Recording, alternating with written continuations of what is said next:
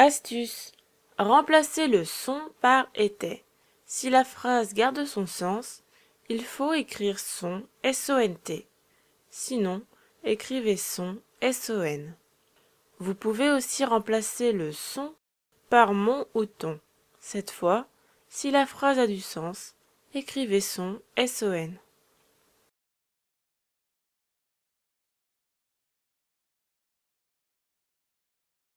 Exemple. Son mari et son père sont partis à la pêche. Remplaçons le premier son par ton. Ton mari et son père sont partis à la pêche. Ça fonctionne. On va donc écrire son S-O-N. Remplaçons le deuxième par était. Son mari et était père sont partis à la pêche. Ça ne veut rien dire. On va donc écrire son S-O-N encore une fois. Remplaçons le troisième par mon. Son mari et son père m'ont parti à la pêche. Ça ne veut rien dire. Alors que si on le remplace par était, son mari et son père étaient partis à la pêche, c'est correct.